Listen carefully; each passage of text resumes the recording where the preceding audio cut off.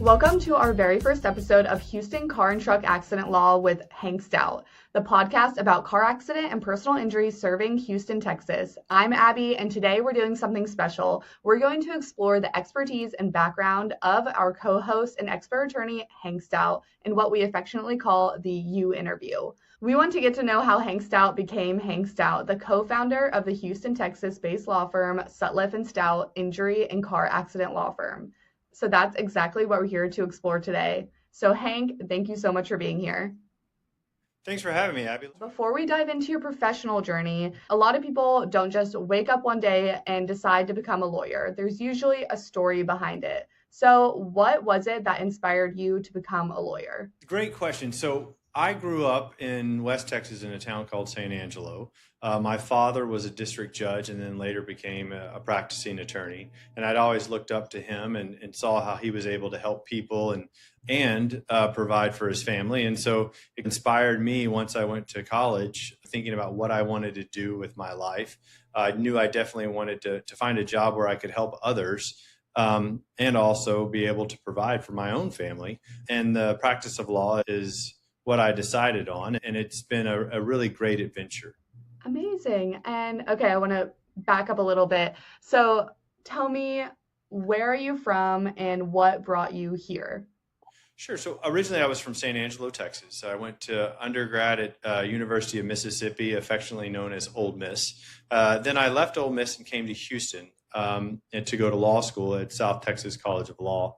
I graduated in 1997 from high school, and then in 2001 I graduated from college, and then I started law school.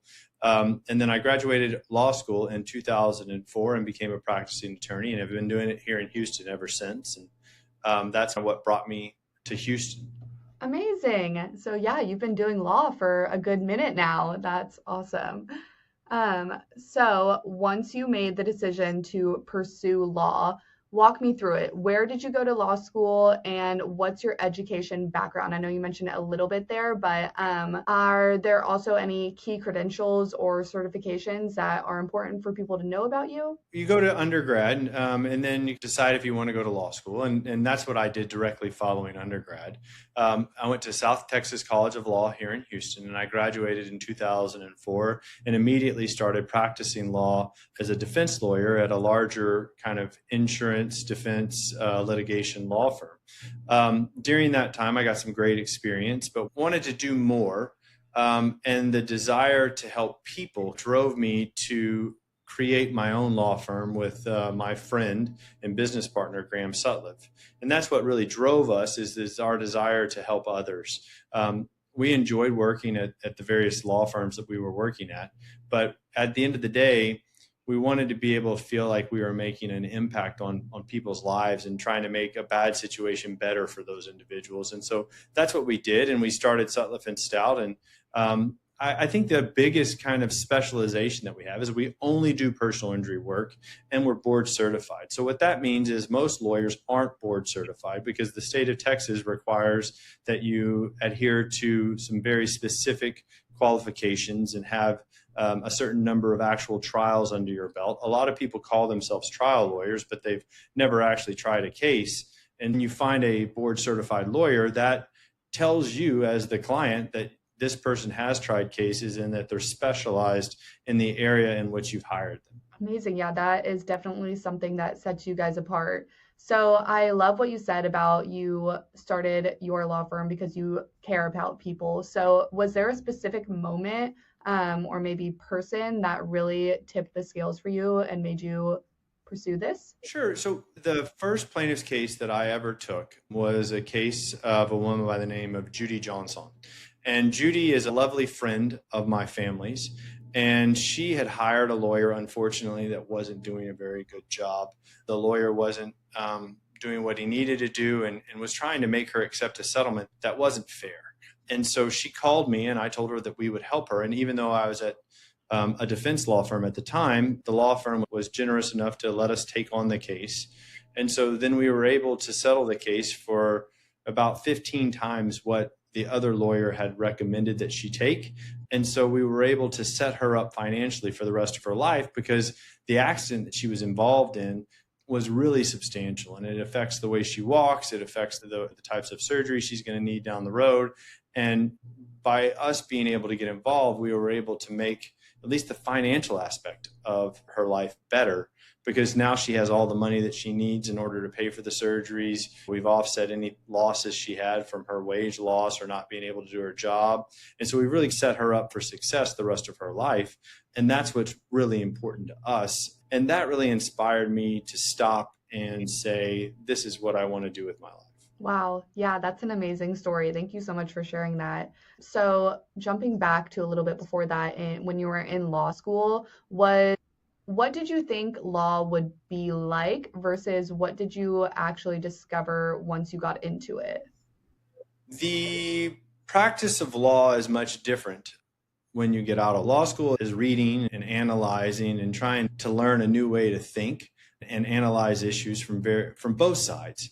But when you get out into the practice of law, it's completely different. They don't really teach you how to practice law when you're in law school. They teach you how to think and how to analyze issues. And so then once you get out of law school, then you really have to figure out, okay, now how do I practice law?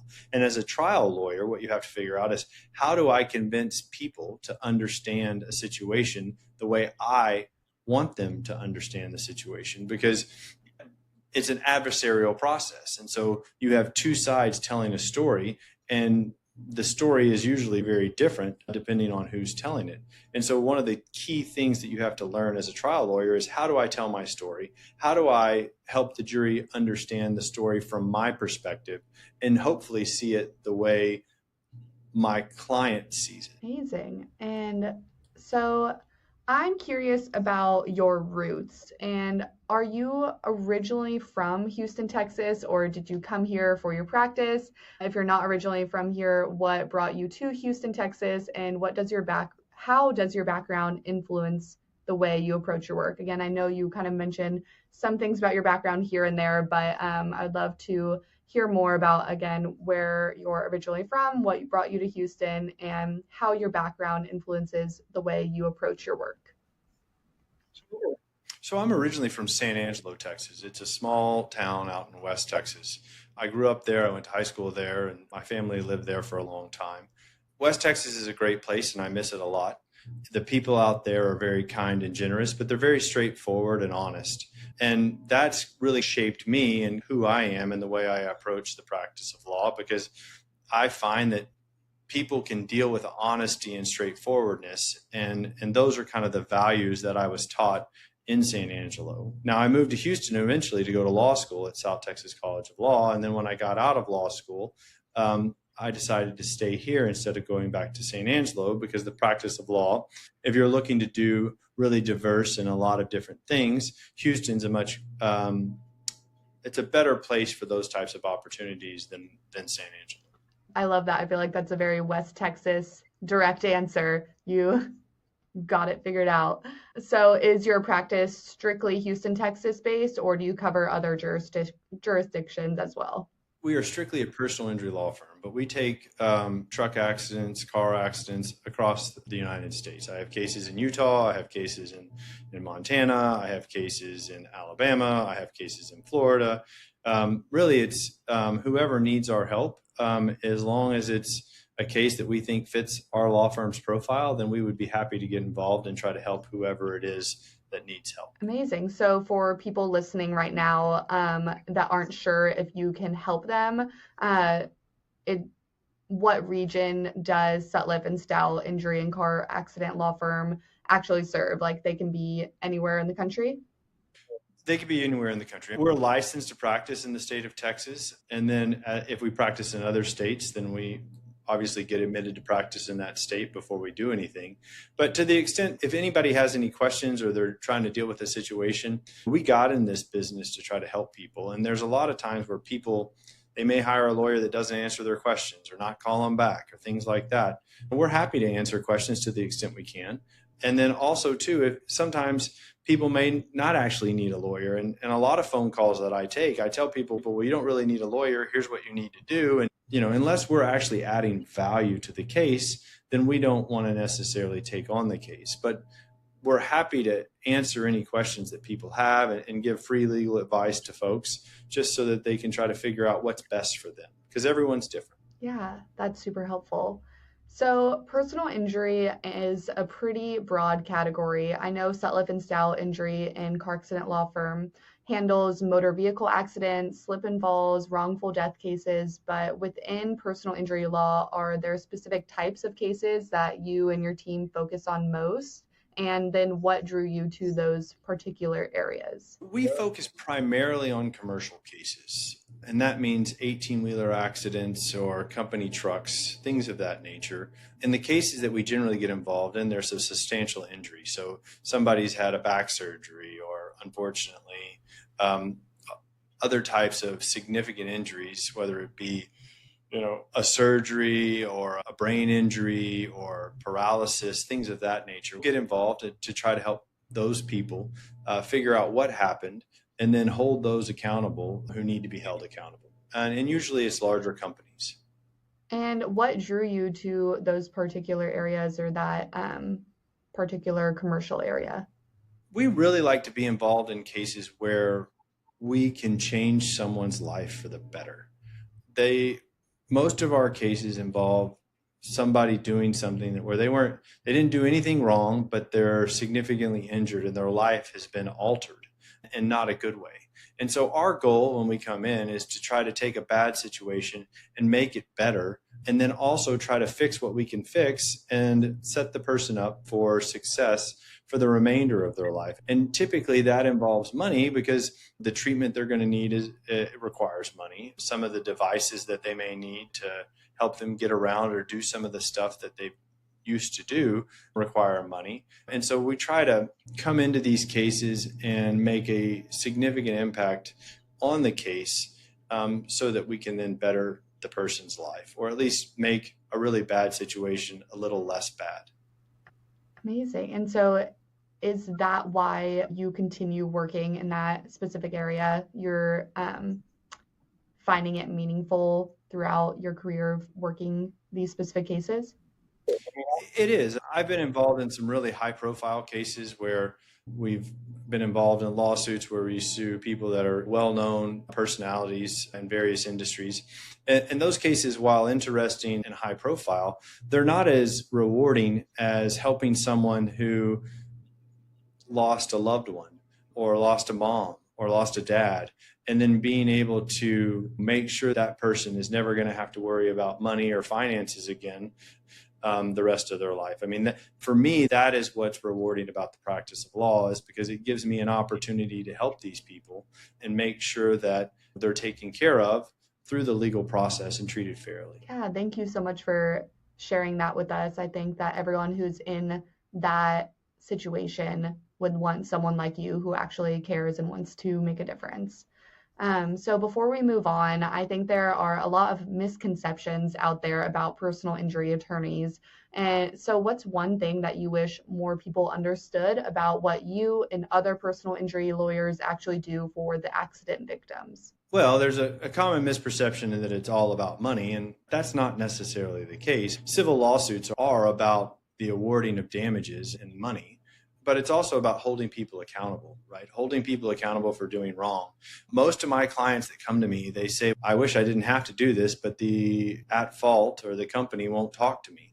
And so most of the time I get involved in cases, it's because the other side not only did something to hurt someone, but then they won't step up to the plate and take responsibility for their actions and try to make right the wrong that they created. And so that's what these cases are about, and that's why we get involved. And that's what we try to help the jury understand as to why we're involved in the case, why we are in front of the jury and talking to them, because the person who did the wrong doesn't want to accept responsibility for what they did. Yeah, so how would you handle it if a potential client came into your office with that assumption or misconception about personal injury attorneys? We talk to clients about it all the time. I mean, the legal process is very difficult to understand. There's a lot of misconceptions about it. There's a lot of anecdotal information that people have. And so what we start off by doing is having a conversation and talking to our clients about what their goals and expectations are. And we try to answer the questions as straightforward and honestly as possible. If you ask me, what's my case worth, right? That's a question that I get all the time. And I say, it depends. We'll have to see how things develop, because there's a whole host of factors that go into deciding what a particular case is worth. And then at the end of the day, if a jury's deciding what a case is worth, the honest answer is whatever the jury feels like the evidence supports. And the way to try to address those concerns or those misconceptions is to have a conversation, right? And a lot of lawyers won't sit down and take the time necessary to talk to their clients about, this is the way the process works, this is how it works, these are our goals. Because at the end of the day, my job is not to tell my clients what to do, it's to talk to them about the process, talk to them about what we can possibly achieve, and then talk to them about their goals so that hopefully we can see if we can achieve their goals through the process. Yeah, it sounds like your role really helps these accident victims navigate such a complex system.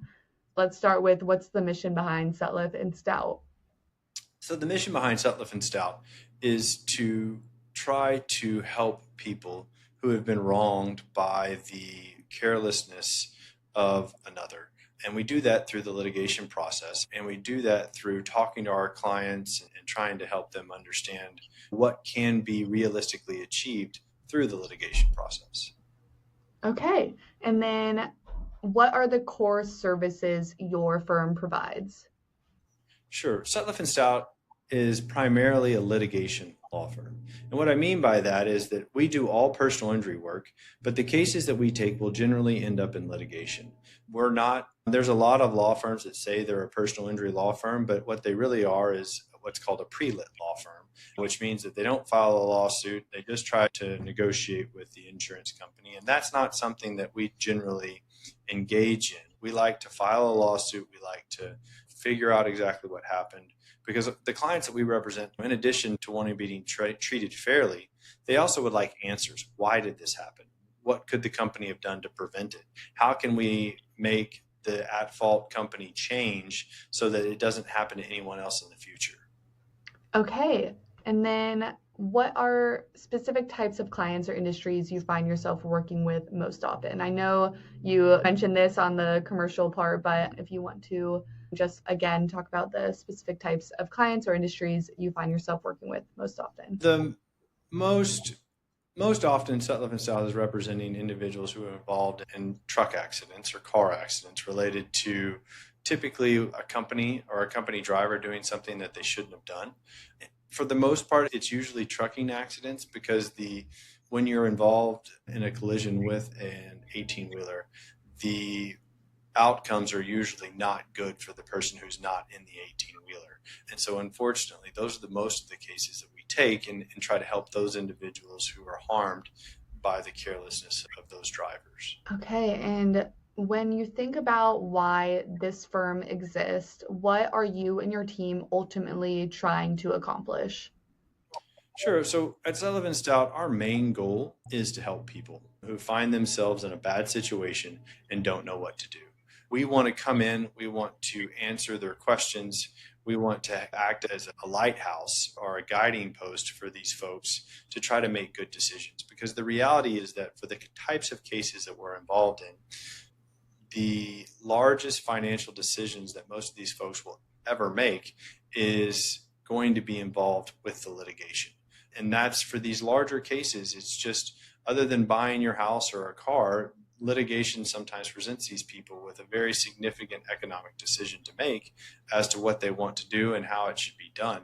And so what we're trying to do, and the mission of the firm, is to come in to help these people understand the process, what can be achieved in the process, help them understand and think about long term, not just what the problem is today, but what is the problem 20 or 30 or 40 years from now? How will it affect their family? How will it affect their ability to do various activities of daily living? And so our goal is to try to help these people understand all of those things so that when they're making their decision throughout the process, that they'll make a good decision and that they'll make a decision that benefits them in the best way possible. Yeah, that is a great way to put it. Thank you for sharing that. Again, on this mission, I love the way that you phrase it, but has that mission evolved since you first started the firm, or has it stayed pretty consistent? Our mission has always been to help people. Early on, our mission was to help people, and we've been able to do that. And I think the reason that our law firm has been so successful in the practice of law, and the reason that we're able to achieve the type of results that we regularly get, is because we stay true to that mission, which is to help people and to help them understand, and then to push really hard and to try really hard and aggressively pursue each case that's entrusted to us. Yeah. Okay, so let's dive deeper into that case strategy. I'm curious about the strategic side. When you take on a case, let's say a car accident with significant injuries, how do you develop your strategy and what's going through your mind in those early stages? So when we get involved in a significant injury case, the first step is to talk to the client, sit down and try to figure out what they need, because that's going to be our first goal. Our goal is to try to figure out, what do they need? Do they need help finding good doctors? Do they need help with finding the necessary medical equipment in order to get around? We've had clients that are paralyzed that need handicap vans. Do they need transportation? What are their personal needs? Because obviously the litigation is important, but first and foremost is, what are the client's needs and how can we help? How can we be of service to those individuals? And then the second part is to talk about strategy. And so our law firm generally will file a lawsuit fairly early on in the process. We find that initiating litigation sends the message that we're serious about the cases that we take. It also says that we want to get to the bottom of it. Our opinion is that time is generally not the friend of the plaintiff. The longer it takes to file a lawsuit, the more things can disappear. Cell phone records go away, electronic records go away, videos get written over. And so time generally is a precious commodity. Also, too, the sooner we start the litigation process, the sooner it is going to be that we can get to trial or close to trial. And so more likely than not, it's going to be sooner that we get the case resolved. And our goal is to try to push our cases as hard as possible, because our clients they don't get the benefit of a settlement until it actually settles. They don't get a benefit of a trial until the judgment is actually paid. And so our goal is to try to move the process along as quickly as possible. And so I talk to clients all the time who have hired lawyers in the past, and a case takes 3 years. That's a really long time for a case to take. And our goal for most of our cases is try to get something done within 12 to 16 months, depending on how the case goes. Yeah. So once you've taken on a case, how do you go about gathering evidence and building it out? So the first month after a collision is really a critical time in a case. And so once we get involved, especially if it's early on, we will retain liability experts to go and survey the scene and document the evidence. We'll make various requests to various governmental entities to get documents and records and body cam video and dash cam video. We'll survey the area to see if there's any surveillance cameras or security cameras that we can then access to see if we can gather that evidence. We send preservation letters to the company. If necessary, we file temporary restraining orders to get companies to preserve evidence, because the preservation of evidence is critical. Oftentimes, defendants won't do it, and so then evidence necessary to prove your case is unfortunately destroyed. And so that's what we're looking to prevent. And when we get involved initially, we take a lot of time and effort to try to just accumulate and as much evidence as possible to try to make sure that we can prove our case. And how do you assess how strong a case actually is? What are those key factors? Sure. So every case that we look at, the liability aspect of it, and then the person's damages. So the liability is who did what and who is at fault. And so that's a really important issue to try to figure out early on, because it guides who you're going to file a lawsuit against, who you're going to hold accountable, and who you're going to ask to compensate your client for damages, right? And then the other part that's very important is a client's damages, understanding fully the client's damages. And we get involved in all types of cases. And to do that, we also use a lot of different types of experts. By way of example, if you're involved in a significant injury, then oftentimes Well, we can fix your broken arm, we can fix your broken leg. What other problems is that going to cause? So we'll have doctors called life care planners that will come and look at our clients' records and meet with our clients and talk to them about, okay, here are the long-term effects of what these injuries are going to have on you, and here's what it's going to require in the future, because this is the one opportunity that someone has if they've been involved in an injury or a car accident or a truck accident. They get one opportunity to recover. The system doesn't allow you to come back and say, oh, now I have another back surgery, or now I have this other problem. So it has to be thought of during the process. And so that's what we try to do to make sure that our clients get the benefit of all their damages. And so those are the key things that we'll look at. Okay, and what are the biggest things that influence which direction you take a case? That last answer might go into this answer too, but yeah, what are the biggest things that influence which direction you take a case? Sure. So one thing people have to understand is the way these agreements work is that all of these experts that we hire and things to prove our case or to try to help develop our damage model, it all costs money. And so one of the things that we do is we look at what are the damages and what is the ability to pay, because what we're trying to do is not necessarily, we're trying to maximize the value of the case to the client, meaning we're trying to find the best way for the client to get the most money possible out of the case, as long as it's fair and reasonable. And so there's different ways of doing that. And I say that, take an example. If let's say a driver has just $1 million in insurance and doesn't have the ability to pay any more than his available insurance, our goal then for that client is to make sure that client gets as much of that $1 million as possible. And so we want to be very about how we spend money on the case, how we spend money on experts, and we want to try to do it as quickly as possible, because that allows the client to then have the money. The goal for us is to maximize each client's case, not necessarily just get a big number, because sometimes when you get a big number, it doesn't necessarily mean that you actually receive that number. So a lot in these days and times, plaintiffs' lawyers and other people will advertise these big judgments or went down to the courthouse, and it was a drunk driving case. They went down to the courthouse and got $20 million in a judgment. But the truth of that case is that the person who they sued only has $30,000 in insurance coverage. And so they've spent a bunch of money, more than $30,000, to go get this piece of paper. But if there's no ability to pay the judgment, then you're not really doing your client a service. And our goal is to help people, and the people who need the money are the people who are injured. And so that's the way we approach these cases, is to try to make sure that we're doing right by our clients. And how involved are your clients on the strategic decisions along the way? I tell all my clients that they're the boss, right? The reality is this is their case, and they get to decide whether or not they settle. They get to decide big strategic things. And we'll have those conversations. We'll have them in the beginning. We'll have them at least once a month. We'll be talking to our clients about, okay, here where things are. This is the process. This is how the process works. Here's our plan. What do you think?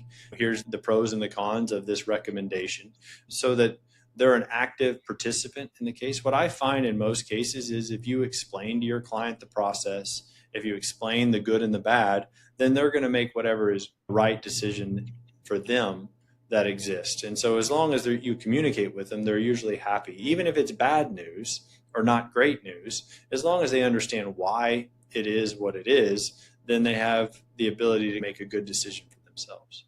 And so from intake to resolution, what are the core services your firm provides throughout that process? Can you just list those core services you provide from intake to resolution?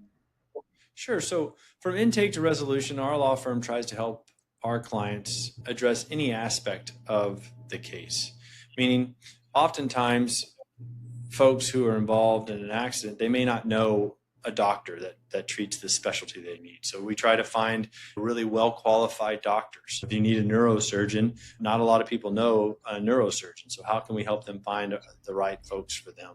If it's how do they deal with certain issues, then we'll help them understand the legal issues that exist and address those concerns. Obviously, we handle all the litigation aspect of it. We'll go get everything necessary in terms of evidence associated with that. And then of our settlements are multi-million dollar settlements. And so then the question becomes, okay, how do our clients know how to deal with that type of money, because they're about to receive more money than they've ever received in their entire life.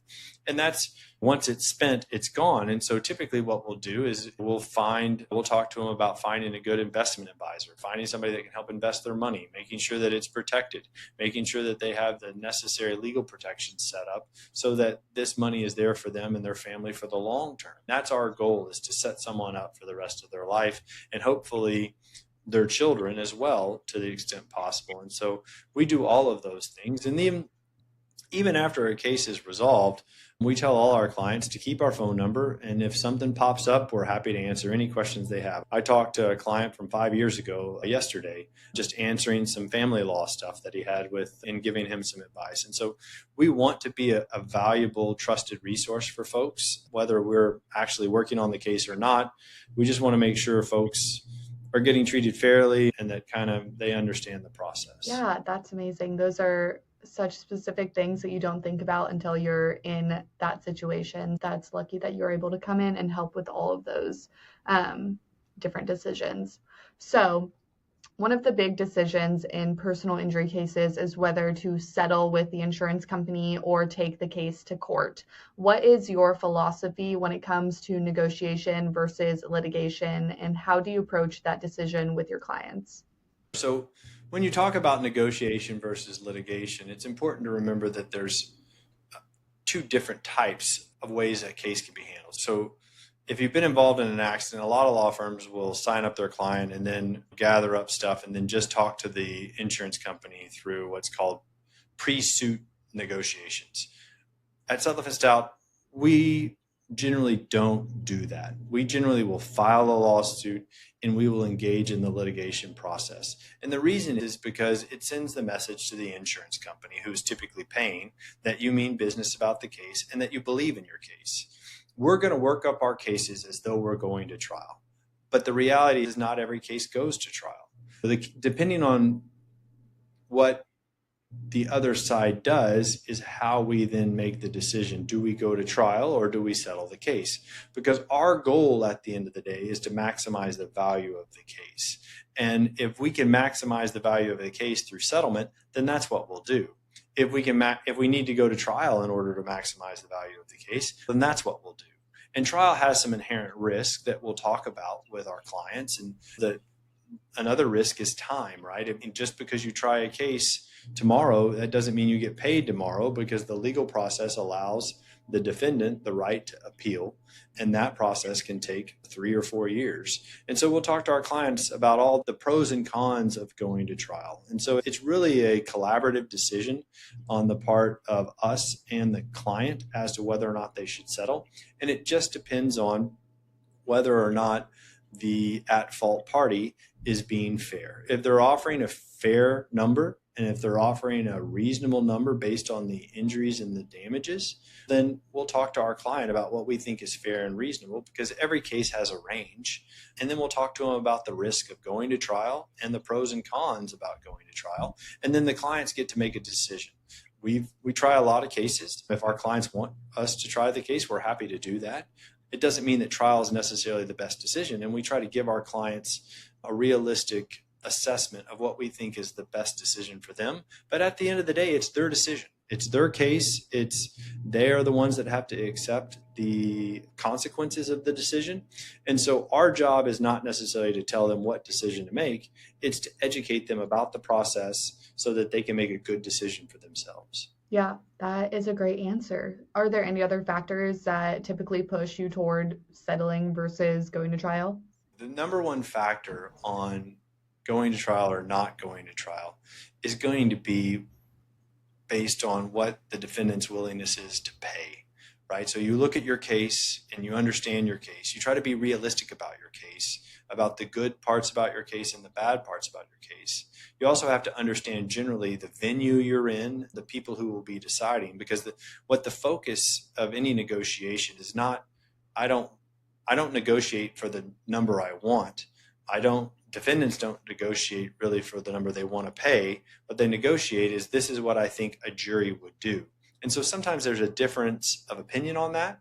And so what you really want to do is help your client understand the venue, who's going to be deciding the case, and then the likely jury verdict, because the jury verdict is what matters, right? What the jury will do with the case is what matters. And so once you have an idea of what the jury will do, then you can then weigh that against what the current settlement offer is or what the settlement negotiations say. So then you can make a decision based on the other factors of the economics, the risk, the time, all of the different things that go into the process. And so that's what we talk to our clients about. We talk to them about how the decision is made, and then you have a good frame of reference for what your case is really worth. And then that helps you decide, okay, this is what's best for me. Do you have a sense of how often your cases settle versus go to trial, your track record? Sure. So I would say that about 90% of our cases get resolved.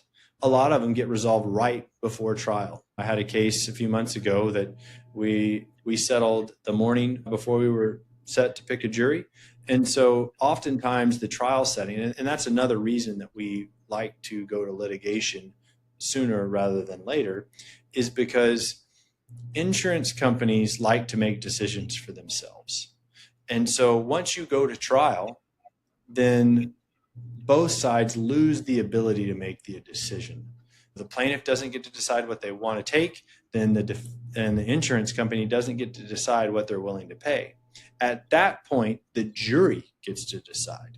And that risk of the unknown and risk associated with what the jury might do is really an impetus or a driving factor that will cause insurance companies to be much more realistic, especially in bigger cases. I've had cases where they offer me $5 million for the whole case. They're only going to pay $5 million. And then the day before we're set to pick a jury, they end up paying $28 million. And so they understand that once that trial process starts and once that jury makes a decision, then they are no longer the decision maker. So they have no say in the decision that gets made. And so that drives a lot of settlements. But in order to make that happen, what you have to do as a law firm, and what we do, is we get every case we're entrusted with that we file a lawsuit on, we prepare as though we're going to trial. We assume that we're going to trial. And so we do all the work necessary to go to trial so that if we have to go to trial, that we're prepared. Because again, this is our client's one shot at getting a recovery, and we want to make sure that they're treated fairly through the process. When do you know it's time to walk away from a settlement offer and go to court? So generally, it's pretty obvious when the other side's not being realistic or fair in the negotiations. And so at that point, you just shut it down. It's not worth wasting your time or breath having any further settlement negotiations, because we'll only engage in the negotiation process if it's a fair process, meaning that both sides are going to be treated fairly. We want to maximize the value of our client's case, but we're certainly not going to engage in a discussion that isn't beneficial for our clients. And if the other side's not being realistic, then we'll just move on, because we know the way the process works. And the way the process works is, if I don't like what the defendants are saying, I don't have to listen to them. I have a better alternative. And that alternative is to go to trial. And that's what I do. All right. Thank you for walking us through all of that. I know that negotiation versus litigation can be pretty complicated, but you answered it very well. So here is a bigger question. How do you define success? For you and for Sutliff and Stout, injury and car accident law firm, what does a successful case look like? And is it purely about the settlement amount or verdict, or are there other factors? A successful case for Sutliff and Stout is one in which we are able to achieve a settlement for our client that they likely would not have been able to get otherwise. And so each case is different. Each case has a different set of facts. Each client has different needs and wants. Each client has a different willingness to, go to trial. And so our goal of trying to figure out how to be successful is different for each case. And it's not necessarily always about the dollar value, because while that is important, the important The most important thing is that we're making sure that the client's goals and needs are met. And so that's how we define success. And it's done on an individual case because each case is different. There's no cookie cutter approach that says all these cases are worth this or this case is worth that. That's not the way the process works. And so we want to make sure, as part of our mission, is that we are addressing what the client needs so that that is what the definition of success is. Can you think of a case that might not have been the biggest dollar amount, but you still considered a win, and what made it that way? Well, there's a lot of different cases where a lawyer can, if they work hard, they can make a huge difference. And I'll give you an example without using names, but I had a client last year who was involved. I represented a little girl and her mom was killed by an 18-wheeler on a pileup in Montana. And the person who caused the pileup only had $1 million in coverage. They had one truck that was their livelihood. And so the reality is if I took a $100 million verdict against them, they weren't going to have any money because they would go into bankruptcy. And so there was only $1 million to be had. But most lawyers would have just taken that $1 million and moved on. We didn't. We filed the lawsuit and we did discovery, and we used our knowledge about the trucking industry and the trucking regulations and the way that the trucking industry works to try to find other people who were also responsible. In that particular case, we were able to find 3 other entities responsible for this driver. And so we were able to find additional avenues of insurance and recovery. And so we took what would be $1 million settlement and made it a multi-million-dollar settlement. And so that's the kind of case that, while it's not high profile, it's by being aggressive, by filing a lawsuit, by not just taking the $1 million that they were telling us, oh, we'll give you our $1 million right now, by not just taking that money, but actually doing my job and working hard, I was able to help this young girl set up a trust account that now she won't ever have to worry about money again. And that's the kind of case that is super rewarding. And that's one of the reasons that we feel like our approach to litigation is so valuable, because most lawyers would have just taken that case, just taken the initial $1 million and moved on. And that would have been a great disservice to that young lady. That is a great example. So before we move on, is there anything about how you practice or how Sutliff and Stout Injury and Car Accident Law Firm operates that might surprise people, something that's not typical in personal injury law? I would say that Sutliff & Stout is a little bit unique in its approach to the practice of law, and especially in the plaintiff's personal injury practice of law. We are very aggressive, and we like to move to litigation quickly. Most law firms want to do pre-lit because it's easier and it takes less time and it takes less resources. That's not the way we approach the practice of law. That's not the way we're going to approach our cases.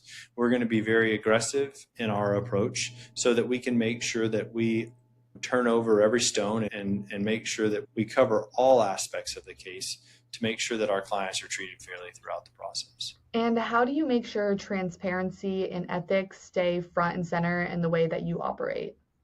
So coming from West Texas and the values that were instilled in me in growing up, being open and honest with our clients is one of the most, if not the most important thing.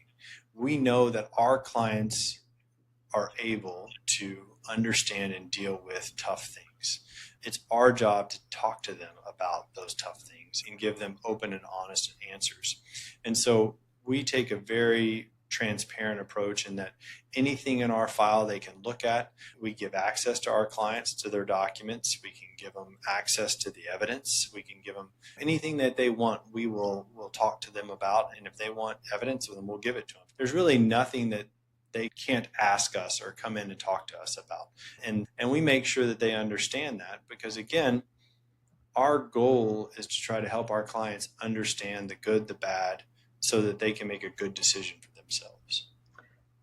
So Let's zoom out and look at the bigger picture. Take us through your career journey from law school to launching Sutliff and Stout Injury and Car Accident Law Firm. What did that path look like, and who did you work with along the way? I graduated from law school in the early 2000s, and I started at a firm called Phelps Dunbar.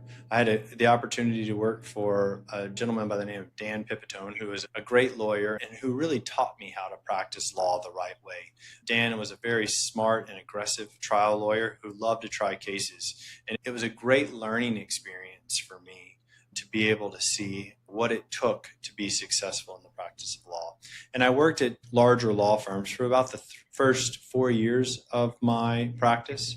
And then my business partner and I decided that we would leave our big defense firms and start our own law firm.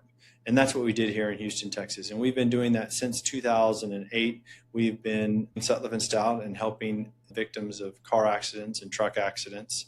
And so it's been a really great experience to do that and to be able to help those people. And I want to ask about the moment you decided to go out on your own and start your firm. I know you shared that amazing story earlier in the podcast, but was there any other moments or experiences that made you shift and go out and start your own law firm? I liked working in the defense law firm. I really enjoyed it, and I learned a lot. I learned how insurance companies think about how the process works and what they have to do and the different ways that they analyze things. And that was really beneficial. And it was a great experience for me as a young lawyer, but my heart wasn't in it because I didn't actually feel like I was helping people. Whereas when I got the opportunity to take on a plaintiff's case and I saw the positive impact that it had on the family's life, I knew right then that's what I wanted to do. And so that's when I decided I was going to start my own personal injury law firm so that I could actually help people and that my work would be for the greater good of those who needed it. And over the course of your career, I'm sure there have been cases that really stand out. What are some of the cases or achievements you're most proud of? Not necessarily the biggest headlines, but the ones that meant the most to you. Sure. The cases that mean the most to me are cases where I am going to have a substantial impact in a positive way on the person's life. And especially in wrongful death cases, people don't know what to do. They don't know where to turn. And as a lawyer who's done this and does it on a daily basis, I can really guide them through the process and how they need to approach it and then what things to look at. And then also to set them up financially for the rest of their lives because their life will look different. And it's tragic. And it's usually they didn't do anything wrong. And now they're being put in a situation where they have to now live a new normal. And so trying to help those people find that new normal is really rewarding, especially when we can achieve a great result for them. Do you have any examples of cases that you're most proud of? I'm most proud of generally in most wrongful death cases that I get involved in, proud that I'm able to achieve a really great result and then help those people and that family then set themselves up for success in later years, not only to kind of navigate the emotional toll, but then also the newfound financial aspects that are going to have to be addressed. And so making sure that not only are we successful in their case, but that we're setting these people up for success down the road. And that's what I take the greatest pride in. Without naming any names, is there a client story that really captures what your firm is about? That initial story of taking and helping, there are a lot of lawyers who won't go the extra mile to make sure that their clients are treated fairly. And so Judy's case is an example where I was able to get involved in a case and take a bad situation, and that was made worse by the lawyer she decided to first hire. I was able to come in and aggressively pursue the case, aggressively litigate the case, and then reach a resolution of the case that was much greater than what was initially offered her, and it set her up to be successful down the road. That's the kind of thing that is the most rewarding for me. So beyond the cases that you take on, how do you contribute to the legal community, whether that's mentoring, teaching, writing? Are there ways that you're involved beyond your day-to-day practice? We all try to give back as lawyers in different ways, and our way to give back is to try to help um, other lawyers understand the process, other lawyers understand what can be done in the process to make sure that they too are helping their clients. And so whether it be through CLEs or continuing legal education speeches, what we try to do is put out good information for folks to use so that they can help their clients in ways that will make a meaningful impact for their clients. Yeah. So are you involved in any legal associations, or have you published any articles or been featured in any interviews? Have you done any pro bono work? Any kind of stuff like that you've been involved in for within the legal community? So we regularly post legal articles and periodicals about different things. We regularly give talks to other lawyers and lawyer groups. We're part of the Houston Bar Association, the Texas Trial Lawyers Association, other advocacy groups that are out there trying to advocate for good common sense laws. And so those organizations do a great job of trying to help educate people and make sure that we all understand the laws that exist, and then make sure to the extent that the legislature tries to start changing the laws that the legislature understands both sides of the issue. Yeah, that education aspect is so important for people to understand. So I know a lot of attorneys have plaques on the walls. I love your background with all of the frames up there, but are there any recognitions, awards, or honors that have been meaningful to you, ones that feel reflect the work you and your team are doing?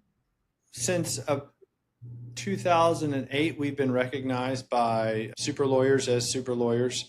And that's a really great honor and distinction that's given by other lawyers. There's a big process that goes into it to see who's out there doing good in the legal community. And so that's something that's very significant to us, the fact that for so long we've been designated as super lawyers throughout the state. And so it's very rewarding to know that those recognitions exist. Amazing. So I want to shift gears a little bit. Let's talk about something that's top of mind in the legal world right now. What is your take on car accident and personal injury, and where do you see it heading within the legal system over the next few years? It's a fascinating time to be in the litigation process. There's AI, there's autonomous vehicles, there's a whole confluence of events that technology is pushing forward to try to make us safer. And then oftentimes that does occur, just like often AI can make things more efficient. But there are negative aspects. And so, looking at those and trying to figure those out and trying to figure out what's good and that we should adopt, and then what's bad and we should reject. That's a really fascinating thing to think about and be a part of in this day and age. Does that affect your clients that you work with day to day, or is there something that you're already seeing play out in your cases, like with a real world application based off of the car accident and personal injury? Like the adoption of AI is making lawyers more efficient, right? It allows us to aggregate large amounts of data and analyze them on a quicker basis. So that's been super helpful. You see these autonomous vehicles, or Waymo is now driving around the city of Houston. And so you see accidents with Waymo, and who is at fault? Was it Waymo or was it another person? And so those have all been interesting aspects that you're starting to see. And so hopefully those things will make life safer, which means there are less claims. That would be a great thing. But to date, we haven't seen the positive benefits of that. Technology is changing everything, and the legal industry is no exception. What innovations do you think will transform the legal profession, and how are you leveraging technology and AI in your own practice right now? Again, I know you talked about it a little bit in your last answer, but if you have anything else to add. Sure. AI is a great thing for lawyers. It allows us to take large amounts of information and then really synthesize and summarize that information in a short form. It's super helpful for organizing dates and other things, and then cross-referencing and having quick access to things. And so all of those things we're trying to incorporate into our practice and the systems that we use to be more efficient and more thorough, because our goal is to try to be as thorough as possible for our clients, and AI can be certainly helpful in that regard. And one thing I've noticed is that a lot of people don't really understand their rights or the legal process until they're already in a tough situation. So, how important is client education and legal awareness to you? And what role do you feel you play in helping people understand their options before they need a lawyer? Sure. So that's a great question. And if you're involved in a car accident, by way of example, one of the questions you'll always get is, okay, well, who are the insurance companies involved, and did you have your own insurance? And a lot of people don't understand what is required in the state of Texas that you carry. And one of those things is underinsured motorist coverage. And the benefits of underinsured motorist coverage is that oftentimes 20% of Texas drivers don't have insurance. And so if you don't have insurance, then generally you don't have the ability to pay for damages. And so who's going to pay for this treatment? So all you have is a piece of paper, which is why if clients knew that, hey, I can buy insurance to cover that scenario, it would be better. So we talk a lot about coverages and a lot about, we try to educate people on, hey, don't try to save $5 or $10. Make sure you get this coverage because it covers you in the event of somebody else getting hurt. And so there's a lot of education that goes on in that process. And then after there's been an accident or somebody calls us, we'll also sit down and try to educate them about the process, because there's a lot of cases where it's just not a good fit for us. It doesn't mean it's not a valid case to bring. It just means that my law firm, or really any law firm, can't add much value. And if a law firm can't add value, then they shouldn't charge a client any money, because they're typically, like, if there's only $30,000 in coverage and there's big injuries, then can a lawyer really add value to that, or will the insurance company pay the $30,000? And so we try to educate clients a little bit when they call. If they have that particular type of case, I'm like, well, look, you don't need to hire a lawyer. What you can do is, if you do X, Y, and Z, they should pay you. And then here's what you need to think about. And here's some other things you need to consider in the process. But my goal is to, again, it's not to sign up every case. It's to try to help people. And sometimes I can help people by representing them. And then sometimes I can help people by just giving them some free advice. And if I can help them by just giving them some free advice, then I'll do it. Yeah, that's a really interesting perspective, not just about legal awareness, but, about coverage. So I'd love to hear your take on this question. What is the most common thing people get wrong or don't understand about their rights? The most common thing that I find is that people feel that when they're involved in an accident, that there's automatically somebody that has the ability to pay, right? And the reality is that in a lot of circumstances, there is no ability to pay, or people don't have insurance. And while you can get a judgment or a piece of paper, that's all it's worth, right? Because unless a person has insurance or the ability to pay that judgment, then that's all there is. And helping people understand that and how it affects how the case is approached is one of the things that we really like to talk to our clients about, because it can have a major impact on the case and a major impact on how the case is handled. And you mentioned earlier that you guys released some articles, maybe talking about some of this educational content. And so if someone's listening right now, where could they find some of that content that you guys create? Sure. So on our webpage, sutliffstout.com, has a tremendous amount of information about the law, about the scenarios to think about, not only about the practice areas that we practice in, talking about individual insurance situations and things to think about, and 10 things to do if you've been involved in an accident, things not to say. We try to provide as much informational stuff on our website as possible so that we can help people with whatever situation they may have. Thank you. Okay, so we're getting closer to the end here, so let's get a little bit more personal. What are the guiding principles of your career? is there a quote, a motto, or a philosophy that you come back to? And are there any leaders in law or in business that you really admire or draw inspiration from?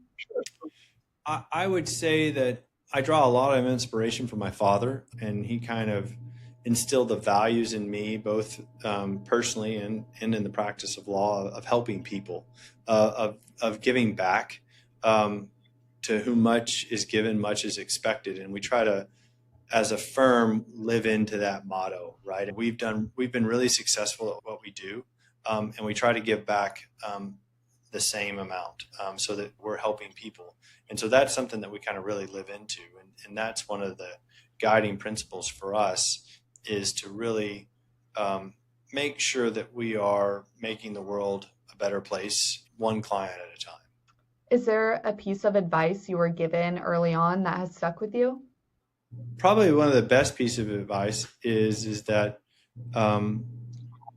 you're always better off to be aggressive in the approach to litigation than you are to just wait around. Because if you wait around, not great things are going to happen for you. All right, amazing. Thank you so much for sharing all of that.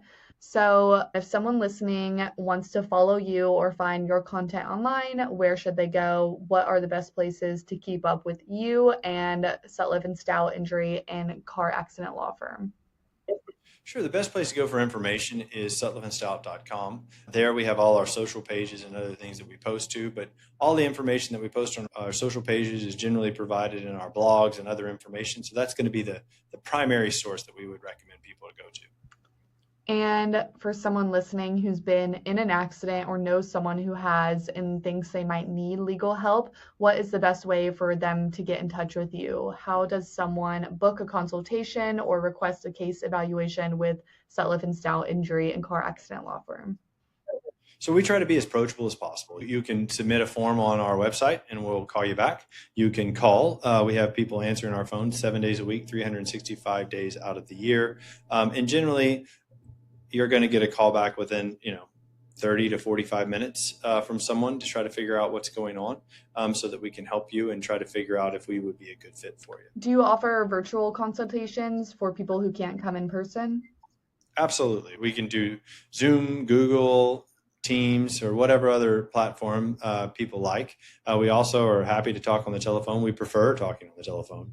Email sometimes doesn't get you all the information and can be a little more difficult to do. Is there a cost for that initial consultation?